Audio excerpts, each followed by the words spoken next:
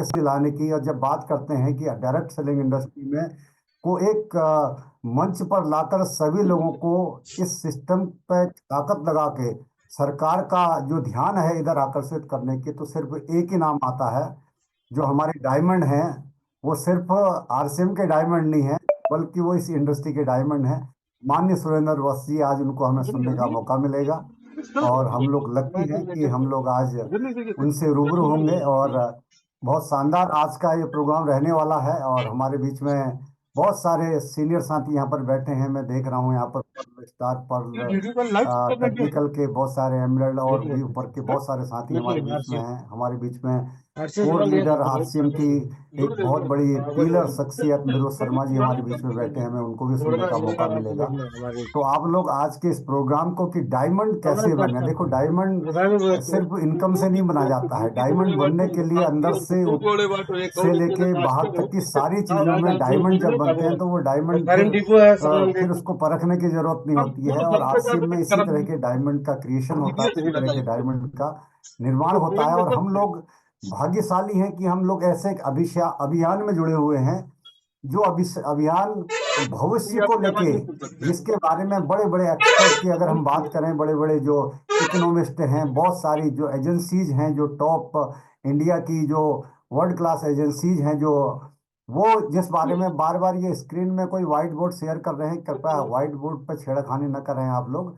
और अगर आपके बच्चे स्क्रीन पे हाथ फेर रहे हैं तो कृपया उनको थोड़ा सा, क्योंकि डिसिप्लिन का ये सारा सारा गेम है और डिसिप्लिन हमें बना के रखना है।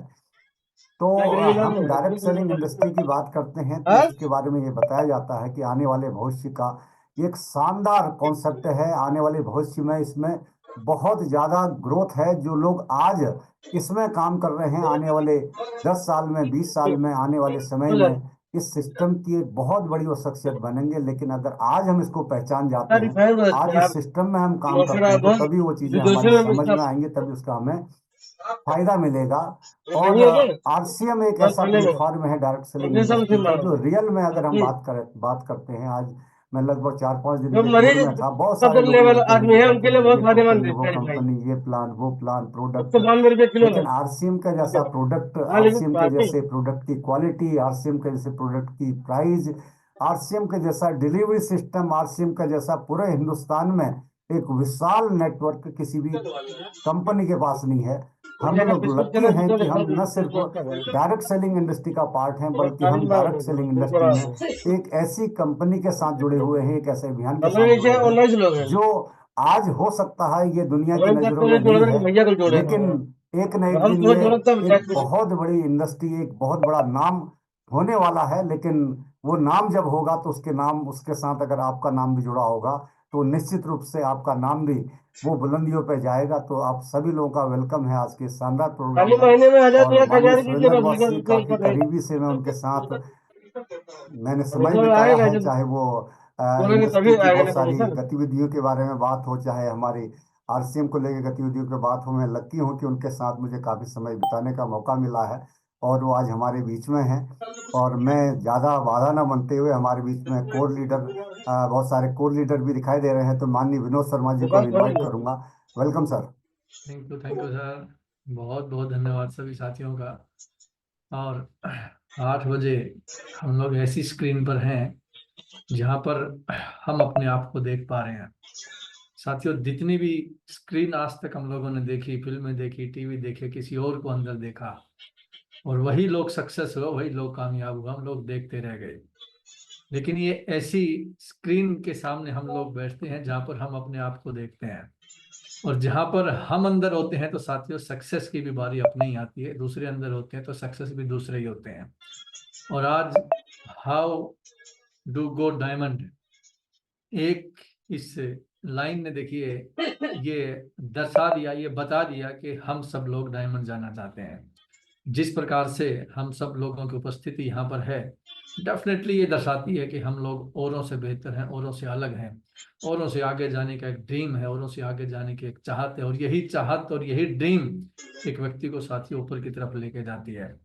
आरसीएम की शुरुआत साथियों 2000 से हुई, और जिस प्रकार से अब 2025 आने वाला है, अभी 2024 है। आज कुछ ही दिन 2024 के बचे हैं और हम लोग अभी कहना शुरू कर देंगे कि नया साल मुबारक हो, नया साल मंगलमय हो, सबको शुभकामनाएं साथियों हम लोग देना शुरू कर देंगे। लेकिन एक बात ध्यान रखना, ये पिछले साल भी दी थी, जब 23 गया और 24 आया तब भी दी थी। केवल मंगलमय कहने से, शुभकामनाएं लेने से और देने से साथियों साल मंगलमय नहीं होते, बल्कि उस प्रकार के काम करने से साल मंगलमय और शुभ होते हैं जिस प्रकार के काम करने होते हैं। तो साथियों, जाने वाला साल है, इसकी भी बहुत बहुत मुबारक, आने वाले साल की भी सबको बहुत बहुत मुबारक। लेकिन एक चीज हम लोगों ने बिल्कुल याद रखनी है कि जो जाने वाला साल है, इसमें जो काम हम लोग नहीं कर पाए, हम लोग ये संकल्प के साथ इस आने वाले साल में प्रवेश करेंगे कि उन सारे कामों को करते हुए हम एक नई पिन, नई एनर्जी, नई उत्साह के साथ एक नए लेवल पर होंगे। और आज जो शख्सियत अपने बीच में है, रिस्पेक्टेड डॉक्टर सुरेंद्र वत्स जी, ये ऐसी कोई अपने देश में आरसीएम की मीटिंग नहीं होगी, सेमिनार नहीं होगा जहां पर डॉक्टर सुरेंद्र वत्स साहब का नाम नहीं लिया जाता होगा। तो ये एक ऐसा चेहरा साथी अपने बीच में है जिन्होंने न केवल आरसीएम बल्कि पूरी डायरेक्ट सेलिंग को एक नई दिशा दी और अपनी पूरी ताकत के साथ डायरेक्ट सेलिंग को गाइडलाइन के लिए, किसी भी प्रकार की साथियों डायरेक्ट सेलिंग को आगे पहुंचाने के लिए एक अहम रोल अदा किया। वो शख्सियत अपने बीच में है और समय समय पर साथियों हम लोगों को मार्गदर्शन, गाइड देने के लिए अपने बीच में रहते हैं, अपने साथ रहते हैं और हम सब लकी हैं कि हम उनकी टीम का पार्ट है। बहुत सारे लोगों को तो ये अफसोस रहता है कि यार हम लोग वत्स साहब की टीम में क्यों नहीं है। तो देखिए, कुछ लोगों को जो है ना, परमात्मा उनके नसीब में देता है कुछ चीजें, और कुछ लोगों को बहुत प्रयास करने के बाद वो चीजें मिलती हैं। तो ये तो हमें नसीब में मिली है, तो के वत्स साहब हमारी अपलाइन है सबकी। तो ये इसका एक बहुत बड़ा साथियों हमारे लिए, मैं कहूँगा कि खुशी की बात है। और जिस प्रकार से साथियों वत्स साहब चाहते हैं कि हम लोग आगे बढ़ें, जिस प्रकार से वो चाहते हैं कि हमारे सपने बड़े हों, और जिस प्रकार से आरसीएम साथियों बड़ी हुई है, जिस प्रोडक्ट को लेके, जिस उद्देश्यों को लेके, जिस वैल्यूज को लेके, वो सारी की सारी खूबियां साथियों रिस्पेक्टेड वत्स सर के अंदर है। और जिस प्रकार से इन्होंने पूरे भारत के अंदर साथियों अपना नाम जो है चमकाया है, और हम इनके पीछे पीछे हैं। डेफिनेटली हम सब लोग उसी रास्ते पर चल रहे हैं, और आज उसी रास्ते पर चलने के लिए किस प्रकार से हम लोग और बेहतर करें, किस प्रकार से इस दिसंबर की क्लोजिंग को ही बेहतर करें, और नए साल की जो 25 साल साथियों कंपनी को हो जाएंगे, आरसीएम को हो जाएंगे, किस प्रकार से इन 25 साल को जैसे जब प्रवेश करते हैं तो उसको सिल्वर जुबली बोला जाता है, तो हम लोग सिल्वर जुबली ईयर में प्रवेश करने वाले हैं। तो ये जो साल है हम सब के लिए साथियों बहुत यादगार साल रहेगा, क्योंकि 25 के बाद देखना फिर आप 50 ही आएगा। तो 25 साल का ये जो हमारा सफर रहा, ये 25 साल की यात्रा रही, और डेफिनेटली मैं बिल्कुल इस बात को आपके सामने कहूंगा कि जो 25 साल की ये यात्रा रही, और आने वाले ये 5 साल इस 25 साल पे भारी पड़ेंगे। तो साथियों उसी हिसाब से अपने को आगे बढ़ते हुए, उसी हिसाब से अपने को काम करते हुए आगे जाना है। और अब अपने बीच में डॉक्टर सुरेंद्र वत्स साहब हैं, तो मैं ज्यादा समय न लेते हुए सभी साथियों का हार्दिक अभिनंदन करते हुए, सभी साथियों का स्वागत करते हुए, मैं आप सबकी जोरदार डिजिटल फिजिकल चेहरे पर मुस्कान के साथ मैं इनवाइट करूंगा रिस्पेक्टेड डॉक्टर सुरेंद्र वत्स साहब को। सर बहुत बहुत welcome, you are the most welcome in session. बहुत बहुत धन्यवाद विनोद शर्मा जी, मेहरा जी का बहुत धन्यवाद, उन्होंने टाइमली प्रोग्राम को स्टार्ट करवाया। मैं आज की मीटिंग को लेकर बहुत एक्साइटेड हूँ, और जितना एक्साइटेड मैं हूँ उतना ज्यादा एक्साइटमेंट मुझे स्क्रीन पे दिख रहा है, नंबर्स में दिख रहा है, हंसते मुस्कुराते चेहरों में दिखाई दे रहा है। और मैं आज की अपनी बातचीत शुरू करूं, एक और बड़े लीडर हमारे बीच में उपस्थित हैं जिनका नामांकन हुआ था, Kapil Sharma of direct selling. जी हाँ, मैं बात कर रहा हूँ प्रमोद गुलाटी जी की, एक ऐसे लीडर जो बहुत जबरदस्त वक्ता है, हमेशा उनकी डिमांड रहती है, सिफारिशें आती रहती। तो प्रमोद जी 2 शब्द बोलेंगे, उसके बाद मैं अपने प्रेजेंटेशन पे आता हूँ। यस, स्वागत है गुलाटी साहब। थैंक यू वेरी मच, बहुत बहुत धन्यवाद सर, एंड गुड इवनिंग जय आरसीएम ऑल लीडर्स। और आज बड़ा सौभाग्यशाली दिन है, बहुत बेहतरीन दिन है हम लोगों के लिए कि हमें उस पर्सनैलिटी का समय मिला है जिनको हम चैट विद सुरेंद्र वत्स में लगातार सुनते हैं, और आज स्पेशल हमारे लिए जो है समय मिला है उनका, यानी pride of network marketing system. यानी मैं अगर यहाँ मोटी सी एक बात बोलूं कि दुनिया अपने लिए तो खूब कर रही है, अपनी टीमों के लिए खूब कर रही है, लेकिन पूरे नेटवर्क मार्केटिंग सिस्टम के लिए हिंदुस्तान में एक बहुत मतलब बहुत बड़ा पेन लेके ये जो काम किया जा रहा है, और डॉक्टर वत्स साहब ने ये जो इनिशिएटिव लिया है ये बहुत ही बेहतरीन है, और हम सब लोगों के लिए बहुत गर्व की बात है कि हम डॉक्टर साहब के इतना ज़्यादा नज़दीक हैं। तो यहाँ लाइन मुझे याद आ रही है कि यूं तो भरने को दुनिया में जानवर भी पेट भरते हैं, जो मिलके बांट के खाए उसे इंसान कहते हैं।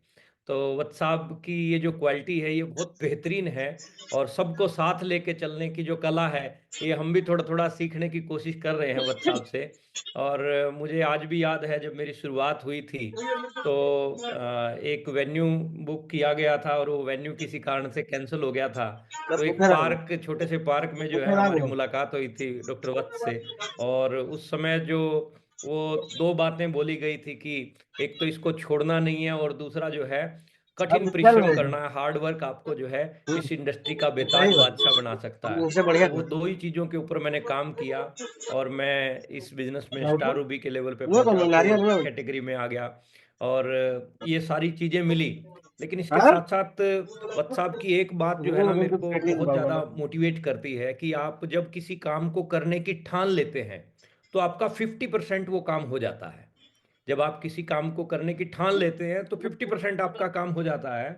और मैं एक ट्रेनिंग में था वत्स साहब की ट्रेनिंग में, और वहाँ मुझे सुनने को मिला था 2 लाइनें कि लक्ष्य न ओझल होने पाए, कदम मिलाकर चल, मंजिल तेरे पग चूमेगी आज नहीं तो कल। तो अगर हम अपने टारगेट्स को फोकस करके रखते हैं तो हम डेफिनेटली जो है उसको अचीव कर जाएंगे। अगर हमारा ध्यान भटकता है इधर उधर तो हम कभी भी टारगेट को पूरा नहीं कर सकते हैं। और जो विनोद सर बोल रहे थे कि 2024 गया, 23 भी गया, 25 भी जाएगा, कैलेंडरों को बदलने से हालात नहीं बदलते, हालात बदलते हैं खुद को बदलने से। तो ये जो अपॉर्चुनिटी आज हमें मिल रही है, आज हमारे पास में बहुत बढ़िया मौका है नोट्स बनाने का, और नोट्स बनाएंगे तो नोट बनाएंगे। तो मैं भी जो है डायरी पेन लेके जो है तैयार बैठा हूं, और सीखने को आज अपने गुरु से सीखने को मिल रहा है, तो इससे सौभाग्यशाली दिन हो नहीं सकता है। बहुत सारे साथी आज बैठे हैं इंतजार में, और मैं भी बीच में जो है ना कुछ बाधा नहीं बनना चाहूंगा। मैं भी जो है आप लोगों की तरह से सुनने के लिए ललायत हूं, और बहुत बेहतरीन ये समय रहने वाला है। मैं सिर्फ आप लोगों से एक निवेदन करना चाहूंगा कि वीडियो ऑन करके बैठें, डायरी पेन अपने पास लेके बैठें, लाइट की तरफ चेहरा करके बैठें, बेड को छोड़ के चेयर पे बैठें। तो आप इस पूरी की पूरी ट्रेनिंग का, आज इस पूरे के पूरे सेशन का लाभ भी ले पाएंगे, और अपनी टीम के लिए भी एक अच्छी एजुकेशन और एक अच्छा मैसेज छोड़ेंगे। Thank you very much sir. Over to doctor Vats साहब। वेलकम गुरुजी। बहुत बहुत बहुत बहुत धन्यवाद। That's great. सो आप चीज़ों को किस प्रकार से लेते हैं, आपका नज़रिया क्या है, वो ही आपके भविष्य का निर्धारण करता है। जिस मीटिंग की बात प्रमोद गुलाटी जी कर रहे थे, विनोद शर्मा जी भी उसके गवाह हैं, जिनमें हमने बुलबुल रेस्टोरेंट में एक मीटिंग की थी और किसी वजह से मीटिंग नहीं हो पाई।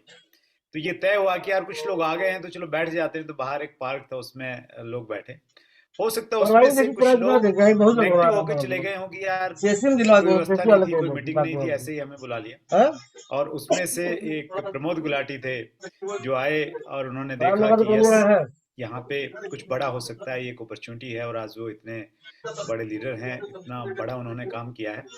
मैं अपनी प्रेजेंटेशन आपके सामने शेयर करता हूं, और बहुत डिटेल में बात आपसे नहीं करूंगा, क्योंकि कहते हैं कि बुद्धिमान लोगों को इशारा ही काफी होता है, और यहाँ पे चूंकि अपलाइन सारी बुद्धिमान है तो फिर उनके टीम के लोग भी बुद्धिमान होंगे ही होंगे।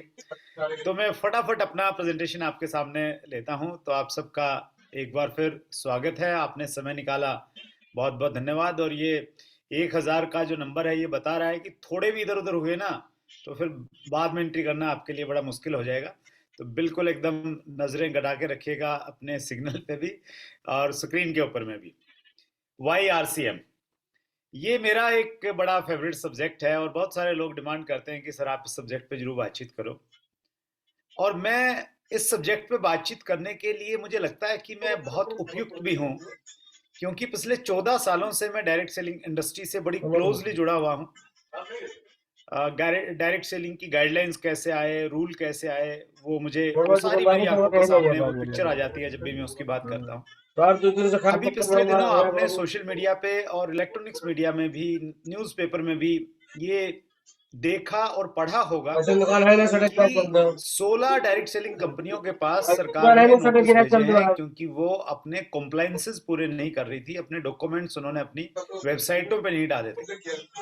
तो ये नोटिस क्यों आए, आगे और क्या क्या होने वाला है, उन चीजों की थोड़ी बेहतर समझ है, क्योंकि मिनिस्ट्री के साथ में क्लोजली हम लोग काम कर रहे हैं।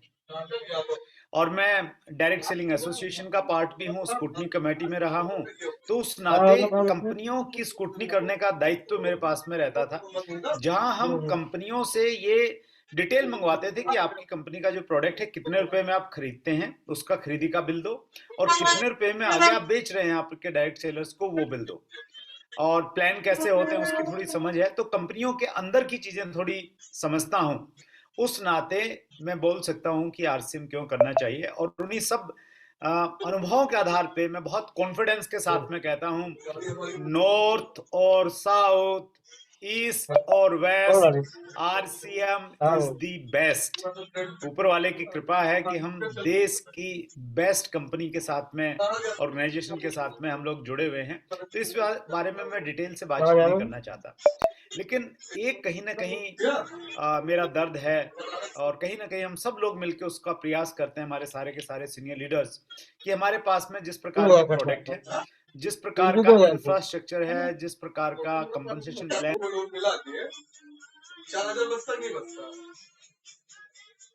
अच्छा ये वाला जो ये गाड़ी वाला व्हाट्सएप शायद सबका शायद हाँ वो इशू रहा है, लेकिन अब एंट्री करने में भी प्रॉब्लम आएगी क्योंकि 1000 पूरे हैं। नहीं तो अच्छा एक काम करो, वेटिंग रूम ऑन कर दो। हाँ वेटिंग रूम ऑन करता हूँ मैं, होस्ट में वेटिंग रूम मेरा जी ठीक है, आप वेटिंग ना रूम ऑन करता आप हूँ। आप ना मैं कुछ लोगों करता हूँ, को ठीक है मैं समझ गया, मैं करता हूँ, आप टेंशन जी जी जी साथियों, जिस प्रकार से वर्षा कह रहे थे कि आरसीएम और बाकी सर कंपनी आपके पास ना वो आएंगे, जब वेटिंग रूम में आएंगे तो आप व्हाट्सएप की एंट्री देना, बस ये को होस्ट तो 2-3 ही है यहाँ पर। हाँ कोई बात नहीं, मैं देख रहा हूँ। मैं 1-2 करता हूँ। जिस प्रकार से आरसीएम है और जिस प्रकार से बाकी की कंपनियां हैं, डेफिनेटली ये गवाह है साथियों, सारे के सारे साथी, क्योंकि बहुत सारे साथी यहाँ पर 5 साल से ज्वाइनिंग है, 7 साल से ज्वाइन है, 10 साल से ज्वाइन है, काफी समय से ज्वाइन है। बहुत समय पहले हम लोगों ने एक ऐसा कुछ देखा होगा कि बहुत सारे लोग ये कहते थे कि सर यहाँ पर तो ना इनकम सही नहीं है, मैं तो फला कंपनी में जाऊंगा और वहां पर जो है ना इनकम बहुत है, वहां पर तो सब सही है। और वो लोग यहाँ से वहां चले गए, और फिर जब उन लोगों ने वहां जाके देखा तब उन लोगों को समझ में कि हाँ यार ये हो क्या गया। नहीं, वेटिंग रूम एनेबल कर दिया है मैंने, हाँ तो वेटिंग रूम अवेलेबल है अभी। अब आप ट्राई करो। तो जब कोई काम अपन करते हैं और उस दूसरी तरफ हमारा ध्यान रहता है तो अपने को लगता है बाहर तो पता नहीं क्या है, यहाँ तो कुछ नहीं है, मेरी जो कंपनी है वो तो बिल्कुल सही नहीं है और दूसरी कंपनी जो है बहुत ही बढ़िया है। ऐसे करके साथियों, ऐसे लोगों ने गलतियां की हैं, जो लोग बड़े धुरंधर थे, अपने आप को काफी अच्छा उनका लेवल था और काफी अच्छे लीडर उस वक्त वो जाने जाते थे, उन लोगों ने भी ये गलतियां की और वो लोग जो है अदर्स कंपनी में चले गए। फिर आप सब उस बात का गवाह है कि व्यक्ति कंपनी नहीं बदलता, फिर वो कंपनियां बदलता है। एक भी ऐसा व्यक्ति आपने नहीं देखा होगा जिसने कंपनियां बदली, कंपनी के बाद फिर कंपनी, फिर कंपनी, फिर कंपनी, और वो तब तक कंपनी बदलता रहता जब तक पूर्ण रूप से बर्बाद नहीं हो जाता। ये क्या जो कंपनियां थी कि हमारे पास नहीं आई ये कंपनियां, ये सबके पास आई, बहकाने वाले सबके पास आए, ठगने वाले सबके पास आए, लेकिन साथियों, जब किसी चीज पे भरोसा हो जाता है ना, जब व्यक्ति को लगता है ये जो मेरे सामने चीज है, उस पे कहते हैं ना, अपनी चीज पे अगर अपने को भरोसा नहीं होगा तो फिर तो अब दूसरा व्यक्ति उसका फायदा उठाएगा। अपने को ये नहीं लगता कि यार मेरी कंपनी सही होगी, तो फिर कहीं ना कहीं दूसरे व्यक्ति उसका फायदा उठाते हैं। तो साथियों, जो लोगों ने इस प्रकार से गलतियां की और वो लोग अदर्स कंपनी में गए और फिर हिसाब से उन्होंने ये देखा कि मैं कहाँ आ गया, और फिर सारे के सारे साथियों एक आरसीएम जिस प्रकार से अभी ये 24 वर्ष पूरे किए हैं, और कितनी ऐसी कंपनियां साथियों हम लोग देख रहे हैं कि जिन्होंने 24 वर्ष पूरे किए हैं।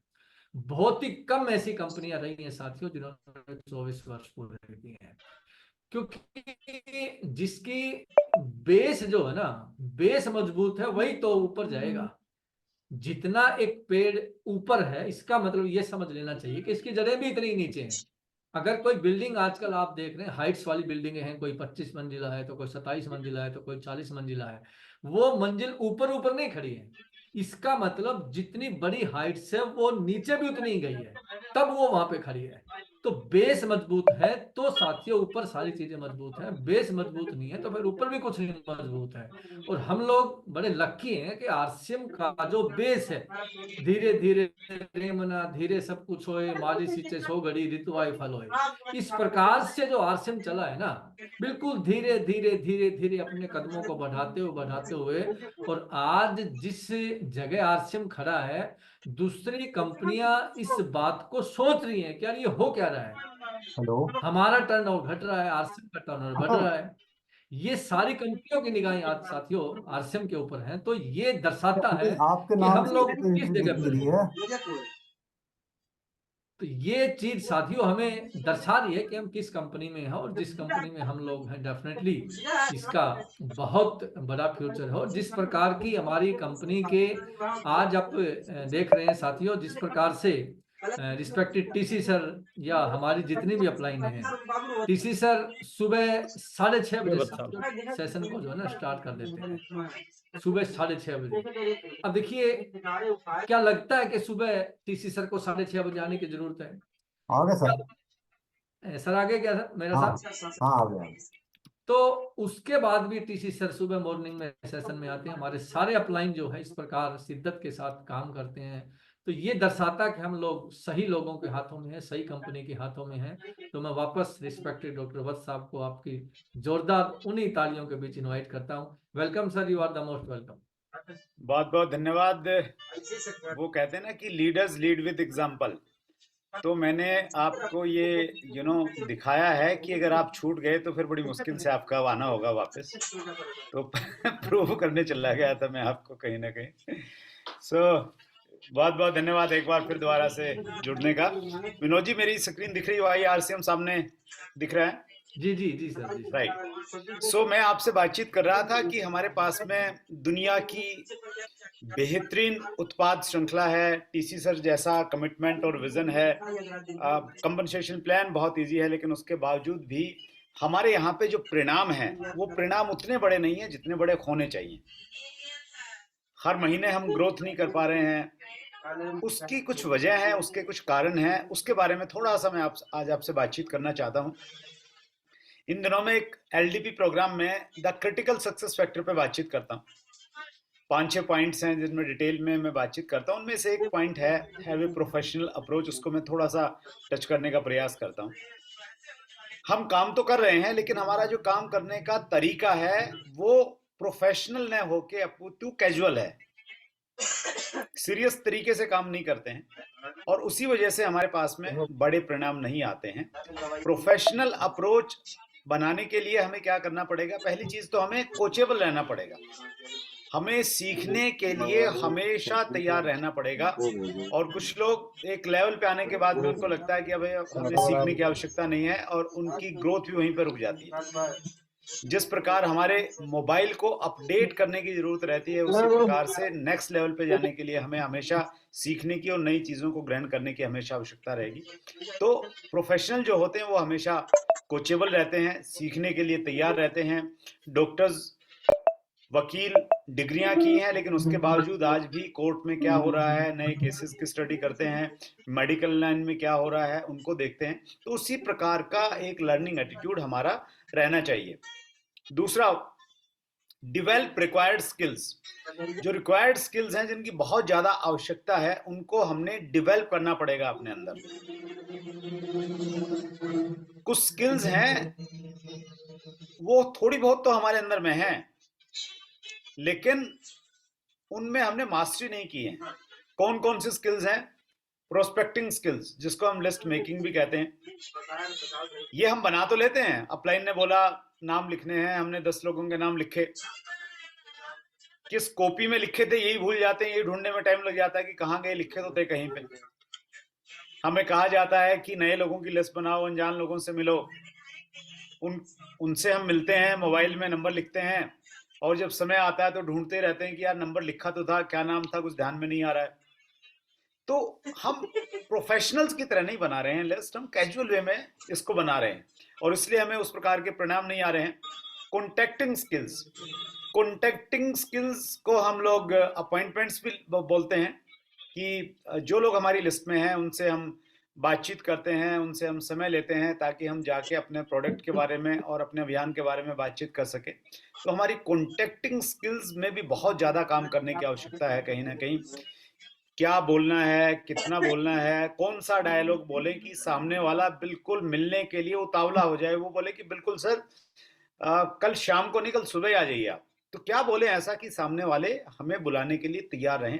तो उसको कहीं ना कहीं हमें सीखने की और हमारी टीम को सिखाने की आवश्यकता है। प्रेजेंटेशन स्किल्स, जिसको हम सौदा प्लान भी बोलते हैं, अभियान प्रचार का तरीका भी बोलते हैं।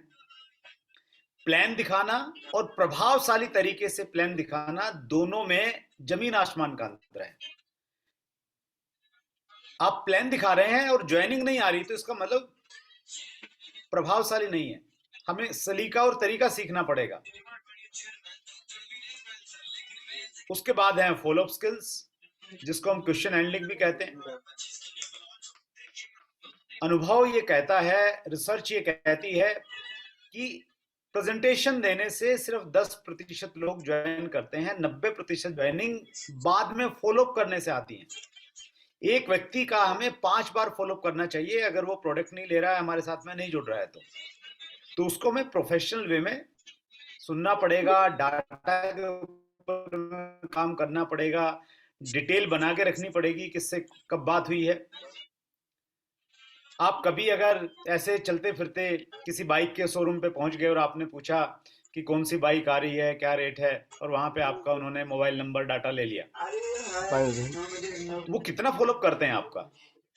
2 दिन बाद फिर फोन आ जाएगा कि सर आप हमारे शोरूम पे आए थे, आपको कैसा लगा, आपने बाइक देखी, हमारे पास में उस समय तो स्टॉक नहीं था, अब नया स्टॉक आ गया, तो आप आइए, बढ़िया कलर आ गए हैं, आगे ऑफर आएगा, दिवाली आएगी, नया साल आएगा, तो ऑफर की अपडेट आपको देंगे। तो वो आपको फॉलो करते रहते हैं सालों सालों तक। फॉलोअप का उनका एक स्ट्रॉन्ग सिस्टम उन्होंने बना रखा है। तो क्या हमारा वैसा स्ट्रॉन्ग फॉलोअप है क्या? हम तो आगे दौड़ पीछे छोड़ वाली कंडीशन में रहते हैं, भूल जाते हैं लोगों को। इसको हमें सीखने की आवश्यकता है। स्टार्टअप राइट टेक ऑफ, मैं इसको बोलता हूं, एक बंदे की सही शुरुआत करवाना। जो लोग ऑलरेडी लंबे समय से जुड़े हुए हैं और जिनकी टीमें हैं, वो मेरी इस बात से सहमत होंगे कि सर हमारी टीम में लोग तो बहुत हैं, लेकिन वो कंसिस्टेंसी प्लान में नहीं आ रहे हैं। कुछ लोग कहेंगे सर कंसिस्टेंसी तो छोड़िए, वो 100 रुपए की भी खरीदारी नहीं कर रहे हैं। कुछ लोग कहेंगे कि सर खरीदारी तो छोड़ो, वो जूम मीटिंग तक नहीं आ रहे, आज बुलाया था आज भी नहीं आए। कुछ लोग कहेंगे सर मैं तो फोन करता हूं, मेरा फोन ही नहीं उठाते। और कुछ लोगों का दर्द ये है कि उनका तो नंबर ही ब्लॉक कर दिया गया है। ये सारी समस्याएं हमारे साथ में इसलिए हैं क्योंकि हमने उनका सही शुरुआत नहीं करवाई, राइट स्टार्टअप नहीं करवाया। कुछ चीजें शुरुआत में जो करने की है ना, वो शुरुआत में ही आपको करनी पड़ेगी। बाद में अगर आप करोगे तो आपको उतना लाभ उनका नहीं मिलेगा। आज से अगर हम 50 साल पहले की बात करें, 50 साल पहले जो नवजात शिशु रहते थे, नए बच्चे पैदा होते थे, उनका मृत्यु दर बहुत ज्यादा रहता था। और उस समय पेरेंट्स कई बच्चे के बारे में प्लान करते थे, इसलिए क्योंकि जवानी तक एक आधी बचता था, बाकी बीच में टपक जाते थे, किसी को कुछ होगा किसी को कुछ होगा। लेकिन जैसे जैसे मेडिकल साइंस ने प्रोग्रेस की और ये जाना कि बच्चे की परवरिश के लिए गर्भ में जब बच्चा रहता है उसी समय कुछ ट्रीटमेंट शुरू होने चाहिए, इसलिए DHA 200 आया, न्यूट्रीचार्ज DHA। बच्चा पैदा होता है तुरंत उसके इंजेक्शन लगता है, साल भर का कार्ड बनता है कब कौन सा इंजेक्शन लगेगा। और जैसे इन चीजों पे काम स्टार्ट हुआ, जो नवजात शिशु मृत्यु दर है वो डेथ बहुत कम हो गई और आज पेरेंट्स 2 बच्चों का प्लान करते हैं और परमात्मा की कृपा से दोनों बच्चे स्वस्थ रहते हैं। तो हमारे यहाँ भी हमें ऐसा स्ट्रॉन्ग सिस्टम अपनी टीम में बनाना पड़ेगा, अपनाना पड़ेगा कि जो व्यक्ति ज्वाइन होता है उसके ज्वाइनिंग के 7 दिन का जो टाइम है ना, बहुत महत्वपूर्ण टाइम है।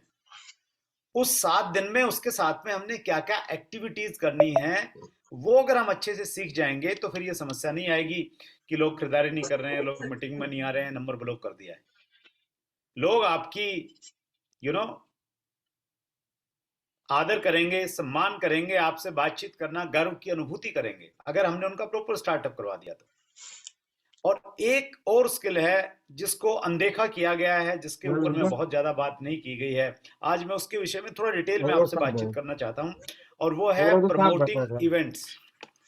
इवेंट्स को प्रमोट करना, जो बड़े प्रोग्राम है स्पेशली उनको प्रमोट करना, उनका फायदा उठाना, और इसको मैं कहता हूं गेम चेंजर।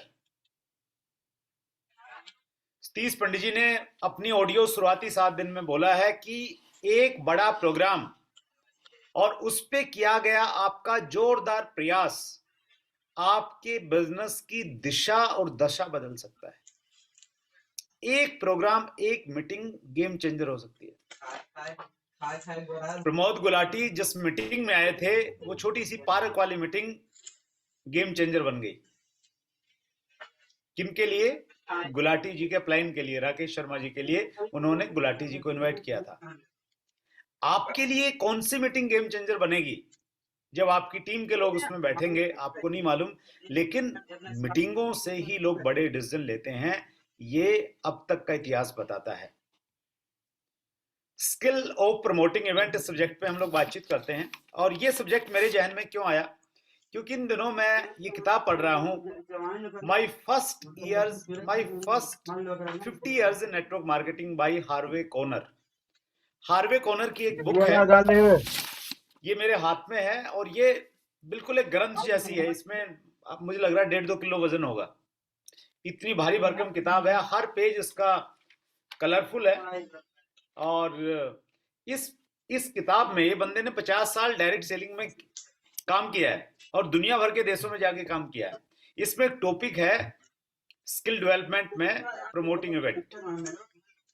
ये बोलते हैं कि अगर आप मीटिंग हॉल को भर सकते हैं तो आप डायरेक्ट सेलिंग में कामयाब हो सकते हैं, कंपनी के टॉप लेवल पे जा सकते हैं, और अगर आप लोगों को मीटिंग में नहीं ला पा रहे हैं तो फिर आपके लिए डायरेक्ट सेलिंग बहुत मुश्किल है।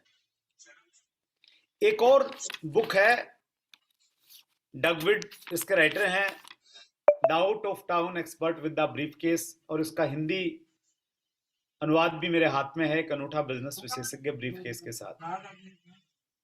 डगविड एक अमेरिकन है, उन्होंने व्हाइट हाउस में बहुत लंबे समय तक काम किया, और इस बुक का चैप्टर नंबर 16 है, इसका नाम है चैप्टर का, इस खेल का नाम है भीड़। वो कहते हैं कि direct selling is all about crowd.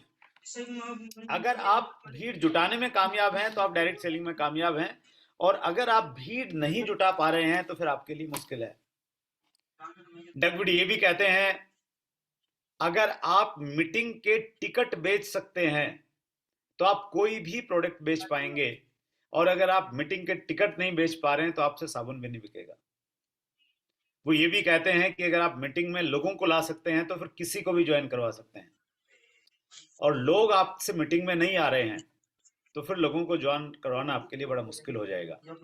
तो इस प्रकार के बड़े बड़े लोगों से जो मैंने सीखा है, और प्रैक्टिकली 24 सालों से जो मैंने सीखा है, वो कुछ चीजें आज मैं आपके साथ में शेयर करना चाहता हूं। इवेंट्स क्यों जरूरी हैं, स्पेशली बड़े इवेंट्स की क्यों आवश्यकता है। सोशल प्रूफ है ये मोहर लगा देती है इवेंट की इस काम को बहुत सारे लोग कर रहे हैं, और मैं अगर नहीं करूंगा तो पीछे रह जाऊंगा, और इसलिए लोग तेजी से इवेंट के बाद में काम करना स्टार्ट कर देते हैं। जब आप किसी के घर पे उसके ड्राइंग रूम में बैठ के उसको बड़ा विजन दिखाते हैं ना, तो उसको बहुत बार लगता है कि यार इसको शायद कोई मिला नहीं इसलिए मेरे को पकड़ लिया इसने। लेकिन वही व्यक्ति जब 5,000 लोगों को, 10,000 लोगों को देखता है तो उसकी समझ में आता है कि नहीं, मैंने नहीं किया तो मैं पिछड़ जाऊंगा। बिगर विजन एंड अपडेट्स। छोटी मीटिंग में छोटा विजन, मंथली मीटिंग में बड़ा विजन। 24 नवंबर को अगर आप दिल्ली में आए थे तो आपको और बड़ा विजन देखने को, जानने को मिला होगा। और डायरेक्ट सेलिंग का जो बड़ा इवेंट रहते हैं, उन इवेंट्स में, जिस एक इवेंट की मैं बातचीत करूंगा, उसमें और बड़ा व्यापक रूप आपको देखने को मिलता है। अपडेट्स मिलते हैं नए नए, आपको घर पे बैठ के नहीं मिल पाएंगे। Live inspired. अगर आपने अपनी टीम को इंस्पायर्ड करना है, मोटिवेट करना, वो ढीले हो गए हैं, तो एक ही तरीका है, एक बड़ी मीटिंग में ताकत लगा दीजिए, पूरी टीम चार्ज अप हो जाएगी और एक्साइटमेंट के साथ में काम करना शुरू कर देगी। और जगाने का कोई तरीका नहीं है। Reality of how much business is growing and how many new achievements are coming. Business कितना बढ़ रहा है, अचीवमेंट किस प्रकार की आ रही हैं, ये कैसे मालूम चलेगा? ये बड़े इवेंट में जाके मालूम चलेगा। जो लोग रॉयल्टी के लिए प्रयास कर रहे थे और उनको रॉयल्टी नहीं मिली है, और उनमें से कुछ लोग अगर दिल्ली 24 नवंबर को आए और उन्होंने देखा 1,000 से ज्यादा लोगों के हाथों में रॉयल्टी की ट्रॉफियां थी, उनको देख के उनको लगा कि यस, रॉयल्टी पे जाया जा सकता है। मैं नहीं जा रहा हूं तो मेरे काम करने के तरीके में कहीं ना कहीं कमी है, अगर मैं उस तरीकों को सुधारूंगा तो मैं भी रॉयल्टी चोर बन सकता हूं। ये कब मालूम चलता है, कब रिलेट करता है आदमी? जब बड़े इवेंट में जाता है। Relatability with profession and people. Relatability का मतलब हुआ कि व्यक्ति रिलेट करता है कि ये कर रहा है तो मैं भी कर सकता हूं। आपसे हर व्यक्ति आपकी डाउनलाइन का रिलेट नहीं करेगा। आपकी टीम में कोई टीचर हैं, प्रोफेसर हैं कॉलेज में, और उन्होंने ज्वाइन कर रखा है, वो ज्वाइन तो कर रखा है लेकिन वो काम नहीं करते। उसको लगता है कि यार ये टीचर, प्रोफेसर, इस प्रकार के लोगों का काम है नहीं। लेकिन आप उस मीटिंग को जब एक बड़े इवेंट में लेके आते हैं और वहां पे कोई भी एक टीचर, प्रमोद गुलाटी जी बोलते हैं कि मैं कंप्यूटर टीचर था, अत्री जी मान लेते हैं इवेंट में है, वो कह रहे हैं जी मैं मैथ पढ़ाता था बच्चों को, ट्यूशन पढ़ाता था मैं, तो उनको देख के रिलेट करता है बंदा कि यस, ये तो मेरे जैसे लोगों का काम है, मैं कर सकता हूं। तो बड़े इवेंट में हर तरह के लोग मिलेंगे। टीचर मिलेंगे, डॉक्टर मिलेंगे, इंजीनियर मिलेंगे, वकील मिलेंगे, स्टूडेंट मिलेंगे, हाउसवाइफ मिलेंगे, केबल ऑपरेटर मिलेंगे, हर तरह के लोग मिलेंगे। कहीं ना कहीं से बंदा रिलेट कर। कितने सारे लोग हैं जो मेरे को कहते हैं कि सर मैं भी केबल ऑपरेटर हूं, मैंने आपको सुना, मुझे लगा कि केबल वाले कर रहे हैं तो मैं भी कर सकता हूं, और आज मैं सर रॉयल्टी पे हूं, आज मैं इमराल्ड पहुंच गया हूं। तो लोग रिलेट करते हैं कहीं ना कहीं से। तो वो रिलेटेबिलिटी आपको बड़ी इवेंट से आपकी डाउनलाइन के साथ में आप करवा सकते हैं। कम इन अप्लायंस फोकस। अगर आपने अप्लायन के फोकस में आना है, आप सर्दी में मूंगफली रेवड़ी खिला के अप्लायन का फोकस नहीं ला सकते। अप्लायन का फोकस लाने के लिए आपको मीटिंग में जाना पड़ेगा, हर मीटिंग में दिखना पड़ेगा, चेहरा दिखाना पड़ेगा। आपका वहां प्रेजेंस ये बताता है कि आप दूसरे लोगों से ज्यादा सीरियस और कमिटेड हैं। It plays role of third party. Meeting third party का रोल प्ले करती है। जब हम अपनी डाउनलाइन को कुछ समझा रहे होते हैं तो हम होते हैं फर्स्ट पार्टी, और हमारी डाउनलाइन का व्यक्ति जो सामने बैठा है वो होता है सेकंड पार्टी। और वो हमारी बात को इसलिए नहीं समझ रहा होता है, उसको लगता है कि ये फर्स्ट पार्टी इसलिए मुझे बोल रही है क्योंकि इसका फायदा है, अपने फायदे के लिए बोल रहा है ये। लेकिन वही बात जो हम 3 महीने से समझा रहे हैं, वही बात जब कोई तीसरा व्यक्ति बड़ी मंच से, स्टेज से उसको बताता है तो उसके कान में और दिमाग में फिट बैठ जाती है। एक बड़ी अच्छी एग्जाम्पल है। एक बार मुल्ला नसरुद्दीन अपनी बेगम के साथ होटल में गए और उनको ऊपर वाली मंजिल पे जाना था, तो लिफ्ट में उन्होंने एंटर किया, और जैसे ही वो लिफ्ट में घुसे उसी समय एक खूबसूरत महिला भी लिफ्ट के अंदर आ गई। खूबसूरत चीज कोई भी है वो आपके ध्यान को आकर्षित करती है, चाहे खूबसूरत गाड़ी है, खूबसूरत घर है। मुल्ला जी का भी ध्यान उस खूबसूरत महिला की तरफ गया। अब मुल्ला जी उस खूबसूरत महिला को देखना चाहते हैं, लेकिन साथ में ये भी देख रहे हैं कहीं बेगम ना देख ले, और साथ में ये भी सोच रहे हैं कि 5 सेकंड का ही टाइम है, 5 सेकंड में लिफ्ट ऊपर जाएगी, ये महिला निकल जाएगी, फिर दिन भर पछताना पड़ेगा कि एक नजर देखा भी नहीं। अभी सी उधेड़ बुन में है और अचानक एक अजीबोगरीब घटना घटती है।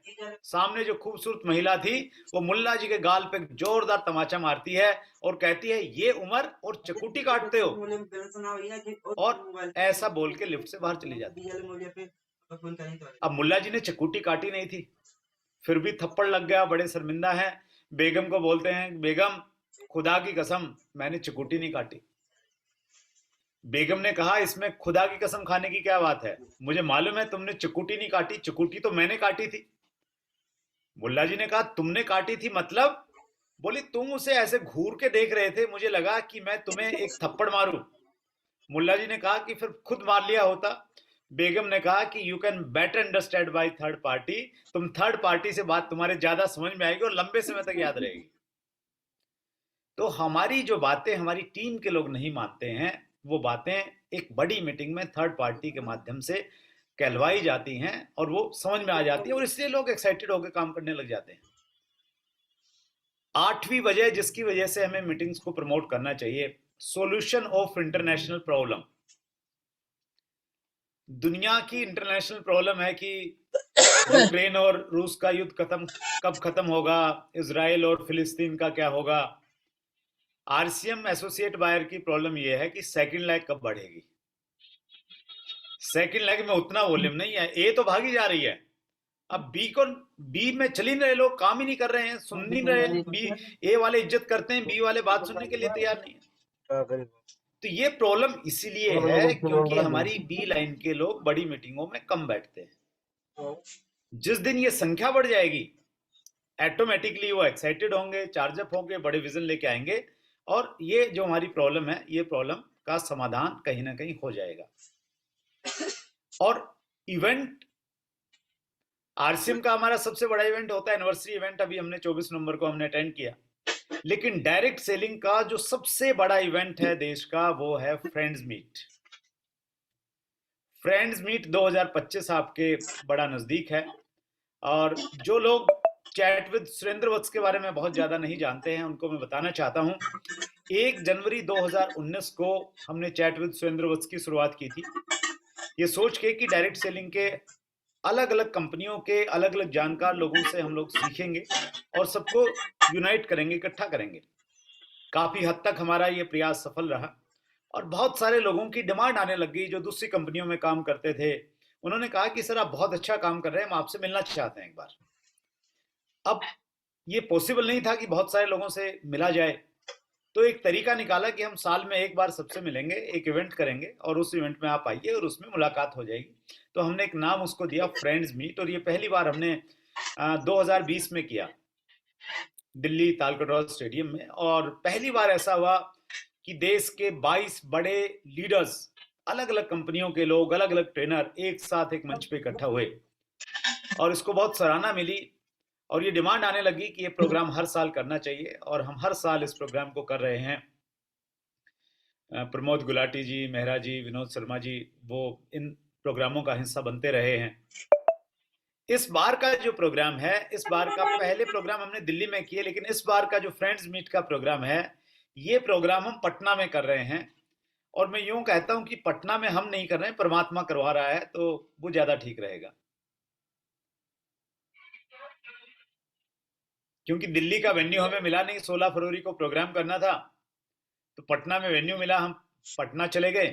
तो पटना में देश के सबसे बड़े ऑडिटोरियम बापू सभागार में ये प्रोग्राम हो रहा है। सुबह 10 बजे से लेके शाम 4 बजे तक का प्रोग्राम रहेगा, और चूंकि दिन भर का प्रोग्राम है, जो लोग इसमें पार्टिसिपेट करेंगे उनको वहां पे लंच दिया जाएगा। और इस प्रोग्राम में आपको देश भर के बड़े बड़े ट्रेनर से सीखने का मौका मिलता है।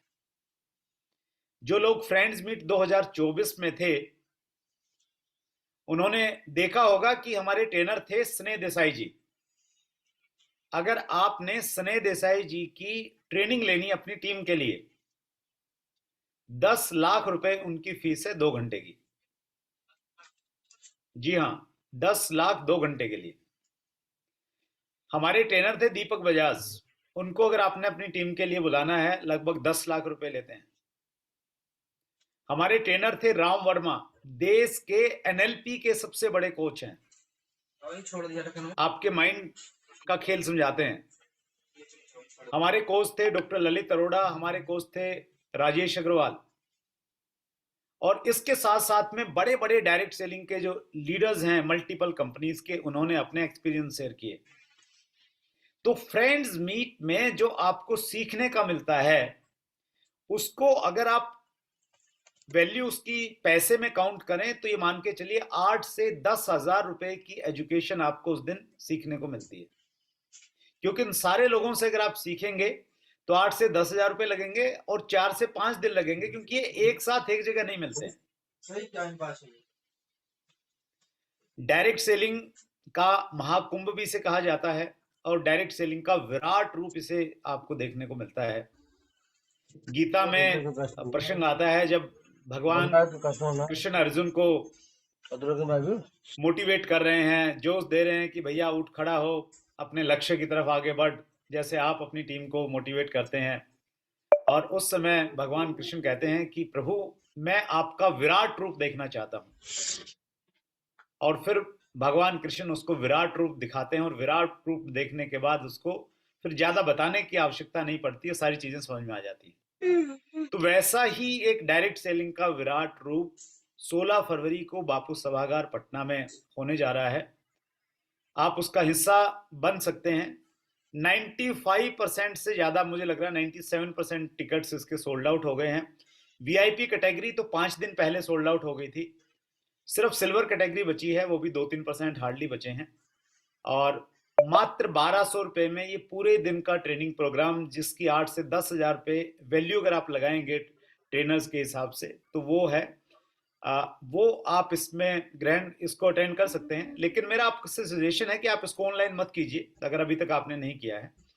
आपके अपलाइन के माध्यम से आप इसको ऑफलाइन टिकट ले लीजिए अपने पर्ल और स्टार पर्ल के माध्यम से, क्योंकि ऑनलाइन में बहुत बार चैलेंजेस आता है, पैसे कट गए, टिकट आपका नहीं मिला, कुछ एरर्स आ गया, बहुत सारे इश्यूज आते हैं, और बहुत बार ट्रैक भी नहीं हो पाता किस टीम से कितने लोग आए। तो 1200 रुपए में आप इसको ले सकते हैं। ये हुई एक बात। अब हम थोड़ा आगे बढ़ते हैं। जब इवेंट्स और ट्रेनिंग के इतने सारे फायदे हैं, तो फिर लोग अटेंड क्यों नहीं करते? करना चाहिए ना, क्यों नहीं करते हैं? उसके पीछे रिसर्च ये कहती है, people are hesitate to spend money. लोगों की सुई पैसे पे आके अटक जाती है। अगर 50 रुपए का टिकट है कहीं, तो उनकी सुई 50 पे अटकेगी। यूएस की मीटिंग है, 150 का टिकट है तो उनकी सुई 150 पे अटकेगी, 500 का है तो 500 पे अटकेगी, और यहाँ 1200 का है तो 1200 पे अटकेगी। वो ये नहीं देखते हैं कि वैल्यू क्या मिलेगी वहां जाने से। सच्चाई ये है कि इस दुनिया में जितने भी बड़े बड़े लोग कामयाब हुए हैं, उन्होंने सबसे ज्यादा खर्च अपने ऊपर में किया है, अपने सीखने के ऊपर में किया है, अपनी एजुकेशन के ऊपर में किया है। आपने अगर मेरी कहानी मालूम है तो आपको ये भी मालूम होगा कि पहले 2 साल मैंने आरसी में काम किया, और 2 साल का परिणाम ये था कि मेरे ऊपर में 2 लाख रुपए का कर्जा हो गया था। और मैं ऐसे दौर से गुजरा हूं, ट्रेवल करते हुए। मैं रेलवे स्टेशन पे खड़ा हूं, बुक स्टॉल पे, जेब में 100 रुपए हैं, या तो एक किताब खरीद लूं या साथ में खाना है, खाना खरीद लूं। मैंने खाना नहीं खरीदा, मैंने किताब खरीदी, उसको पढ़ा है, ये सोच के कि किताब शायद नहीं मिलेगी, खाना कल को मिल जाएगा। आज डायमंड की इनकम सबको अट्रैक्ट करती है, सबको लगता है कि इतना पैसा चाहिए, ऐसी गाड़ी, ये लाइफस्टाइल चाहिए। लेकिन हम में से बहुत कम लोग जानते हैं कि मैं और जितने भी हमारे सीनियर लीडर्स हैं, उन्होंने अपने ऊपर में कितना खर्च किया है। मेरी पहली किताब थी जीत आपकी, शिव खेड़ा जी के द्वारा लिखी गई, और वो किताब ने मुझे बहुत बेनिफिट दिया। मेरी इच्छा थी कि मैं शिव खेड़ा जी से मिलूं, उनके प्रति ग्रेटिट्यूड फील करूं, कृतज्ञता का भाव पैदा करूं। मुझे मालूम चला कि शिव खेड़ा जी का एक ट्रेनिंग प्रोग्राम होता है 3 दिन का, उसकी उस जमाने में फीस थी 40,000 प्लस सर्विस टैक्स। और ये उस टाइम की बात है जब मेरे पास में बहुत ज्यादा पैसा नहीं होता था।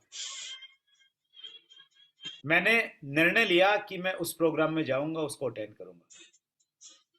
और यही सब वजह रही जिसकी वजह से मैं थोड़ा बेहतर सीख पाया, एक अच्छा माइंडसेट डेवलप हो पाया, एनर्जी आई, ऊर्जा मिलती रही, और मैं दूसरे लोगों से थोड़ा बेहतर काम कर पाया क्योंकि मैंने अपने ऊपर में खर्च किया। बहुत सारी किताबें खरीदी। मेरे घर में एक मिनी लाइब्रेरी है जहां मैं बैठा हूं, इसके जस्ट ऊपर है। जगह कम पड़ गई तो हमने दूसरी जगह फिर उसको और बढ़ाना पड़ा। तो आप अगर अपने ऊपर में सीखने के लिए, आम आदमी हेजिटेट करता है, वो 500 रुपए का खाना खा लेगा, कोई प्रॉब्लम नहीं है। 400 रुपए की किताब अगर मिल रही है तो 10 बार सोचेगा। घूमने के लिए जाएंगे, 5,000 रुपए खर्च कर लेंगे, लेकिन बड़ी मीटिंग है, 1200-1500 रुपए लग रहे हैं, तो हम बहुत बार सोचेंगे और डिसीजन नहीं ले पाते हैं। तो ये एक बड़ी वजह है जिसकी वजह से लोग मीटिंगों में नहीं आते हैं।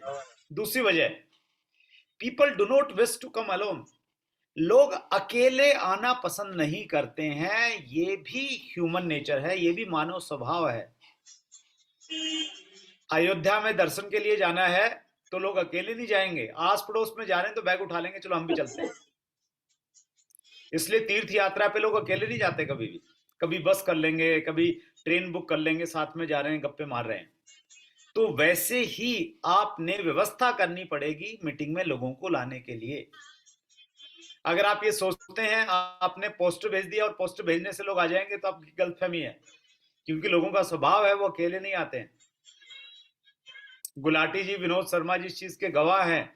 जब हम भीलवाड़ा जाते थे तो हम बस बुक करते थे और लोगों को ये कह के लेके जाते थे कि आज जयपुर चलेंगे घूमने के लिए, पुष्कर चलेंगे, अजमेर चलेंगे, राजमंदिर थिएटर में पिक्चरें दिखाएंगे आपको, और साथ में कंपनी भी विजिट कर लेंगे। लोग तैयार हो जाते थे। तो आपको भी ऐसी कुछ व्यवस्था करनी पड़ेगी, तब लोग आएंगे। उस व्यवस्था में आप उनको स्कूटर पे बैठा के लाओ, उस व्यवस्था में आप उनको गाड़ी में बैठा के लाओ, उस व्यवस्था को 10 लोगों की एक बड़ी गाड़ी कर लो, कुछ भी करो, आपको व्यवस्था करनी पड़ेगी। और यहाँ 2 कैटेगरी हैं यहाँ पे भी। जो गाड़ी में बैठ के आएंगे वो फॉलोअर हैं, और जो गाड़ी बुक करेंगे वो लीडर है। आपने ये भी तय करना है, अगर पटना में आना है तो आप अपनी अपलाइन के साथ आ रहे हैं या आप अपलाइन बन के अपनी टीम की व्यवस्था कर रहे हैं लाने की। तीसरी वजह जिसकी वजह से लोग मीटिंग में नहीं आते हैं, people feel that they have attended enough meeting. उनको लगता है कि उन्होंने बहुत मीटिंग अटेंड कर ली, इस एक मीटिंग से और क्या हो जाएगा। एक मीटिंग आपके बिजनेस की दिशा और दशा बदल सकती है। इस चीज को हमेशा हमें दिमाग में रखना पड़ेगा, और हर मीटिंग की तैयारी इस उम्मीद के साथ में करनी पड़ेगी कि ये मीटिंग मेरे बिजनेस की दिशा और दिशा बदल देगी। वो आपको नहीं मालूम, वो परमात्मा को मालूम है कौन सी बदलेगी। इस माइंडसेट को हमें तोड़ना पड़ेगा कि बहुत मीटिंग अटेंड कर ली। Meetings has not been promoted properly. जब हम मीटिंग को प्रॉपरली प्रमोट नहीं करते हैं, उत्साह के साथ में प्रमोट नहीं करते हैं, तो भी लोग नहीं आते हैं। Selling is transfer of enthusiasm. अगर आप में उत्साह नहीं है मीटिंग को लेके, उस उत्साह के साथ आप तैयारी नहीं करेंगे, तो फिर लोग भी नहीं आएंगे। तो आपको उसको प्रॉपर वे में प्लान तरीके से आपको प्रमोट करना पड़ेगा। ये फ्रेंड्स मीट की 98% टिकटें 97% क्यों बुक होगी? क्योंकि हमने इसको प्रॉपरली प्रमोट किया, इसको लेके प्लान किया, सोशल मीडिया पे गए, इसको लॉन्च किया, इसके पोस्टर बनाए, प्रॉपर प्रमोट किया। आपको हर मीटिंग का वैसे प्लान करना पड़ेगा। How to invite the event, last part में हम लोग आ गए हैं। इनवाइट कैसे करना चाहिए, ये स्किल डेवलपमेंट का सबसे इंपॉर्टेंट पार्ट है। और चूंकि आप समझदार हैं तो इशारा ही करूंगा, बहुत डिटेल में नहीं जाऊंगा। पहला पॉइंट कह रहा है इनवाइट मैक्सिमम पीपल, ज्यादा से ज्यादा लोगों को बुलाइए। बहुत सारे लोगों को लगता है कि 3 लोगों को बुलाएंगे और 4 लोग आ जाएंगे, 5 लोग आ जाएंगे। ऐसा नहीं होगा, क्योंकि only 20 to 50% people will join meetings. 20 से 50% लोग ही आएंगे। 10 लोगों से बातचीत करेंगे तो 2 से 5 लोग आएंगे बड़ी मुश्किल से। तो ज्यादा से ज्यादा लोगों तक सूचना पहुंचाइए, फोन पे बातचीत कीजिए। दूसरा पॉइंट है बाई प्रोस्पेक्ट्स टिकट। अगर कोई ऐसी मीटिंग है जिसमें नए लोगों को ले जाया जा सकता है, जैसे पटना इवेंट में आप नए लोगों को लेके आ सकते हैं, मंथली मीटिंग में आप नए लोगों को लेके आ सकते हैं, तो ऐसी मीटिंग में प्रोस्पेक्ट्स के टिकट आप खुद खरीदिए, जिसको मैंने अप्लाई किया अपनी जिंदगी में। क्योंकि बहुत बार उनका विजन नहीं है, वो वहीं पर अटक जाएंगे। अच्छा, 100 रुपए का टिकट लगेगा, ये आपकी इन्वेस्टमेंट है। और जिस दिन वो ज्वाइन हो जाता है उस दिन उसको बोल दीजिए कि भैया दोस्ती पक्की, खर्चा अपना अपना, आज के बाद में टिकट के पैसे आपने लेने हैं, आप अपना लेंगे मैं अपना लूंगा, सिस्टम यही कहता है। फिर उनको सिस्टम समझा दीजिए अच्छे से। तीसरी वजह, क्रिएट क्यूरियोसिटी। ये बहुत इंपॉर्टेंट पॉइंट है। आप जब मीटिंग के लिए इनवाइट करें, इस प्रकार से इनवाइट करें, इस प्रकार से सूचना दें कि आदमी को ये लगे कि यार मैंने अगर ये इवेंट अटेंड नहीं किया तो फिर बहुत कुछ जिंदगी में मिस हो जाएगा। क्यूरियोसिटी क्रिएट करें। और ये भी ह्यूमन नेचर है, जब आप किसी को पूरी बात नहीं बताते हैं तो उसकी इच्छा रहती है जानने की। इसको आज आप अप्लाई करना घर में। इस मीटिंग खत्म होने के बाद में अगर आप शादीशुदा हैं तो अपनी धर्मपत्नी को बोलिएगा कि मैंने आपसे एक बड़ी इंपॉर्टेंट बात करनी थी, और ये कह के चुप हो जाइए और बोलिए कि चलो बाद में बताता हूं, पहले खाना खिलाओ। तो क्या आपको लगता है खाना मिल जाएगा आपको? खाना नहीं मिलेगा। बोलेंगे अच्छा खाना तो मैं लेके आ रही हूँ, बना ही रही हूँ, बात क्या कर रहे थे बताओ पहले। तो क्यूरियोसिटी क्रिएट करना एक ह्यूमन नेचर है, तो वो हमें कहीं ना कहीं सीखनी पड़ेगी मीटिंगों को लेके। तो वो क्यूरियोसिटी क्रिएट करेंगे। हम फोन पे इतना सब कुछ डिटेल में बता देते हैं कि सामने वाला व्यक्ति फिर आना नहीं चाहता है। Create shortage of tickets. Shortage आपको क्रिएट करनी पड़ेगी, प्लानिंग करना पड़ेगा। इस बार का हमारा यूनिवर्सिटी प्रोग्राम सुपरहिट था क्योंकि 15 दिन पहले सारी टिकटें सोल्ड हो गई थी। ये पटना का फ्रेंड्स मीट सुपरहिट इसलिए है क्योंकि एक हफ्ते के अंदर में 80% टिकटें सोल्ड हो गई थी। ये एक खबर थी न्यूज़पेपर की, Daljit Dosanjh Mumbai concert ticket sold out in just 50 seconds. 50 second में टिकटें बिक गई सारी। अब ये उनकी रणनीति का हिस्सा है जिसकी वजह से उनकी 3000 की टिकट 30,000 में ब्लैक में बिकती है। तो हमें उस प्रकार से चीजों को कहीं ना कहीं प्रमोट करना पड़ेगा। Invite over phone, use FOAII model. ये एक मॉडल है जो ये कहता है कि आपको इनविटेशन जब भी आप दें फोन पे, वो किसी मीटिंग के लिए दें या प्लान दिखाने के लिए अपॉइंटमेंट लें, तो उसके लिए सबसे पहले उनकी फैमिली के बारे में थोड़ा सा बातचीत करें। उसके बाद में ऑक्यूपेशन, उनका जो काम धंधा वो क्या करते हैं उसके बारे में थोड़ा सा बातचीत करें। और ऑक्यूपेशन के बाद में फिर बातचीत करें, जो भी उन्होंने बोला है उसको थोड़ा एग्री करें उनकी बात से। अगर उन्होंने बोला है कि काम बढ़िया चल रहा है तो भी बोलेंगे सर बहुत बढ़िया, आप जहाँ हो तो बढ़िया तो चलेगा ही। वो कह रहे हैं कि बहुत खराब चल रहा है तो फिर बोलेंगे हाँ सर बड़े चैलेंजेस है, बड़े इश्यूज हैं। तो जो भी कह रहे हैं उसकी बात से एग्री करना, फिर अप्रिशिएट करना उसकी बातचीत को, और उसके बाद में उनको इन्वाइट करना। लेकिन जब इसको अप्लाई करेंगे तो यहाँ पे use common sense, common sense का इस्तेमाल करना है। और कॉमन सेंस कई बार अप्लाई नहीं होती है तो बड़ा हास्यास्पद स्थिति पैदा हो जाती है। एक बार की बात है कि एक इंटरव्यू चल रहा था और इंटरव्यू में आपने देखा होगा अंदर एक व्यक्ति इंटरव्यू देता है, बाहर दूसरे वेट कर रहे होते हैं। तो एक बच्चा जब इंटरव्यू दे के बाहर निकला तो दूसरे बच्चे ने पूछा क्या पूछ रहे हैं, क्या पूछ रहे हैं, क्या पूछा, जल्दी बताओ। तो टाइम कम था तो डिटेल में बताने लग गया। बोले तू सिर्फ उत्तर बता दे क्या पूछ रहे हैं। तो बोला कि पहले का है पंडित जवाहरलाल नेहरू, दूसरे का है 15 अगस्त 1947 और तीसरे का उत्तर है रिसर्च चल रही है, अभी रिजल्ट आना बाकी है। और वो बंदा उत्तर रट के चला गया क्योंकि पहले वाले से पूछा था कि भारत के प्रधानमंत्री का नाम क्या है, तो उत्तर था पंडित जवाहरलाल नेहरू। और भारत कब आजाद हुआ, 15 अगस्त 1947। और फिर पूछा था कि मंगल ग्रह पे जीवन है या नहीं है, तो उसका जवाब था कि अभी रिसर्च चल रही है और जवाब आना बाकी है, रिजल्ट आना बाकी है। लेकिन जब वो बंदा अंदर गया तो इंटरव्यू वाले ने प्रश्न बदल दिया। उन्होंने पूछा कि तुम्हारा नाम क्या है? तो उन्होंने बोला जी पंडित जवाहरलाल नेहरू। तो उनको लगा कि यार हो सकता है पंडित जवाहरलाल नेहरू से इंस्पायर हुए हो, नाम रख लिया हो। दूसरा प्रश्न पूछा, तुम्हारी जन्म तिथि क्या है? बोले जी 15 अगस्त 1947। अब इंटरव्यू लेने वाला पगला गया, उन्होंने गुस्से में बोला कि तुम्हारा दिमाग खराब है कि मेरा दिमाग खराब है? बोले जी इस पे रिसर्च चल रहा है, अभी रिजल्ट आना बाकी है।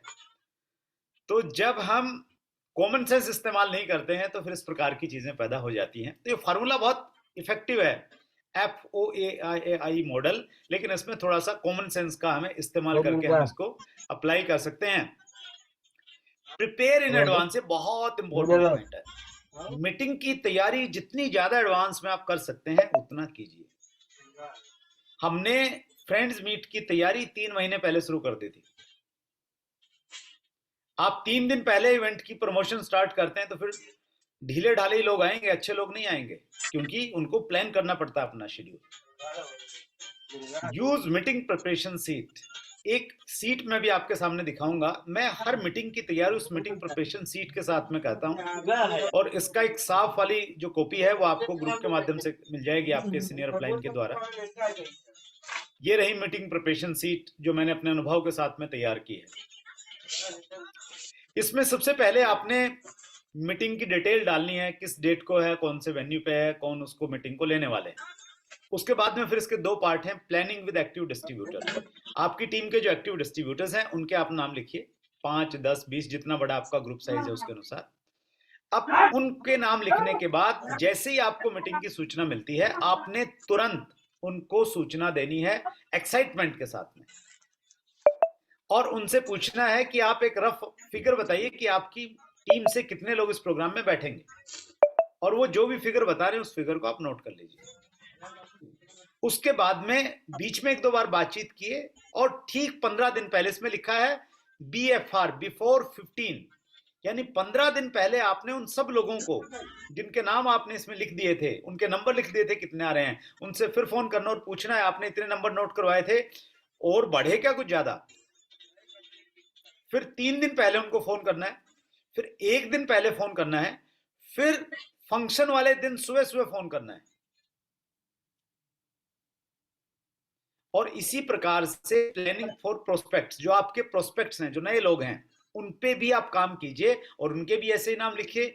उनको भी ऐसे ही आपने सबसे पहले जैसे ही सूचना मिलती है उनको बताना है, उनकी डायरी में नोट करवाना है, फिर 15 दिन पहले फॉलो, फिर 3 दिन पहले, फिर 1 दिन पहले, और फिर सेम डे। आप कहेंगे कि सर इतना ज्यादा फॉलोअप करना पड़ेगा एक एक व्यक्ति का? एक व्यक्ति का अगर आपने सही से फॉलोअप कर लिया तो एक व्यक्ति आपको कितना वॉल्यूम दे सकता है उसका एक मैं अपना प्रैक्टिकल एग्जांपल आपको देना चाहता हूं। मेरा ड्रीम था कि मैं साउथ इंडिया में RCM को लेके जाऊं, लेकिन कोई कांटेक्ट नहीं मिल रहा था। गुड़गांव में एक मीटिंग थी, मीटिंग में एक डिस्ट्रीब्यूटर ने मुझे अपने एक प्रोस्पेक्ट से मिलवाया, और उनको जब मैं मोटिवेट कर रहा था कि सर आप काम कीजिए, गुड़गांव तो बहुत बढ़िया शहर है और बहुत सारा काम हो सकता है, उन्होंने बोला जी मैं तो अभी बेंगलोर जा रहा हूँ, मेरा ट्रांसफर हो गया, अगले हफ्ते जा रहा हूँ, एयरफोर्स में काम करता हूँ। तो मेरे को अंदर से बड़ी खुशी हुई कि बेंगलोर का कोई कॉन्टेक्ट मिल रहा है। तो मैंने उनसे बातचीत की, मैंने कहा चलिए सर हम लोग टच में रहेंगे, संपर्क में रहेंगे। RCM टाइम्स आता था उन दिनों, RCM टाइम्स में मैंने देखा बेंगलोर में मुकेश कोठारी सर की मीटिंग है। मैंने कोठारी सर से कॉल किया, मैंने कहा सर आपकी बेंगलोर में मीटिंग है। कोठारी जी बड़े परेशान बेंगलोर को लेके, बोले हाँ यार मीटिंग तो है, 10-15 बंदे बड़े मुश्किल से आते हैं, 6 महीने से लगा हुआ मैं बेंगलोर में और मेरी लास्ट मीटिंग है, 6 महीने तक जाऊंगा ही